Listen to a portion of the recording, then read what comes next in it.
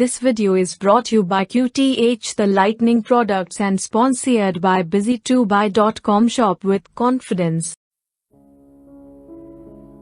Hello and welcome to the new topic, social media and its target audience. What is target audience? Target audience represents the group of potential consumers you want to reach. It refers to those who are most likely to become your customers in the future, and that is why your goal is to establish a connection with them. When being active on social media in the purpose of marketing, you are not interested in simply increasing the number of followers. Yes, this can help you with popularity, but the followers who are not genuinely interested in your business and the products or services you provide will not interact on your social media accounts. They are unlikely to recommend you or eventually buy from you.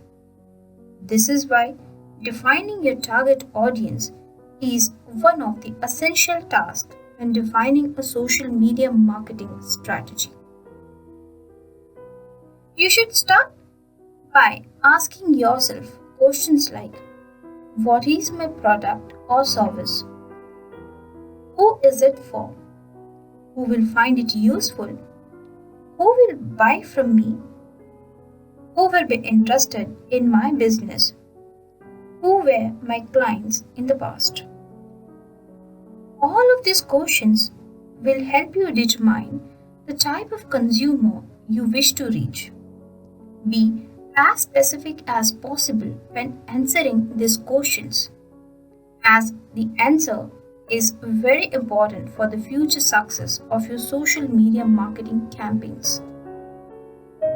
Have in mind that if you are trying to reach everyone, your strategy will be too general and you might seem less focused on the group of people you wanted to target.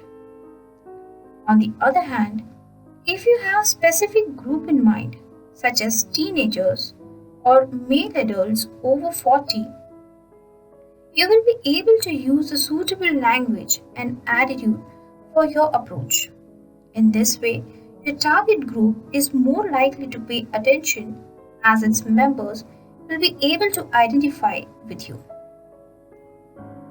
For example, if you sell beauty products for women over 30, you should have in mind this group when posting updates, images, publishing content on your blog. Posting a status update about football or car repair will be absolutely useless in this case. It could have a negative effect on your current followers, who might change their mind about following you. Having in mind that your target group is, in this case, the group of women over 30, you will create content to which these women can relate.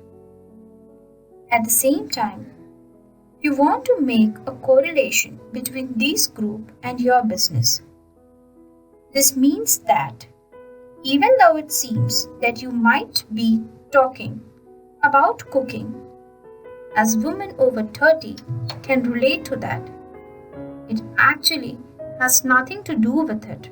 Instead, try talking about beauty tips and tricks, pampering, skincare, etc.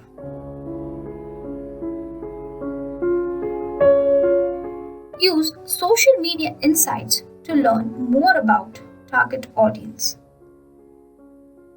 Besides determining target group based on your business and type of product, you can also use insights on social media to determine the group of people who follow your social media account. Even though this kind of data is not available for every social network, the most important ones, such as Facebook, Google Plus offer this kind of statistics.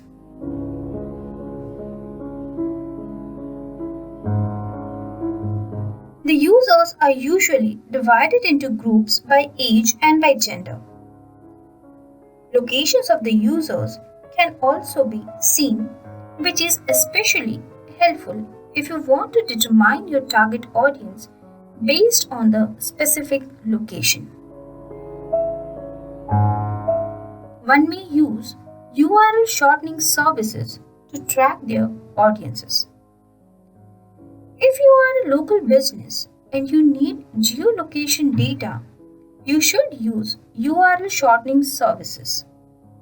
URL shortening helps you get another information, but when it comes to target audience, the location is the most relevant data you can track using one of these services. Don't forget to analyze the sales report. Another method of determining your target group is analyzing your sales. In collaboration with sales department of your business, you might be able to get the information about your audience that will be helpful when defining your approach on social networks. However, have in mind that it is not necessarily the case that your current customers are the ones that follow you on social networks. If you notice this kind of discrepancy, you should try to determine what might be the cause. Lastly, don't forget to compare your audience. Before you even start your social media marketing strategy, you should plan the target audience you are going to address. This means that you will probably have defined the group of people you expect to follow you on social networks. This kind of assumption is based on the years of experience in doing business offline, as well as on logical thinking. For example, if you are selling men's clothing, obviously your audience is men within a certain age group.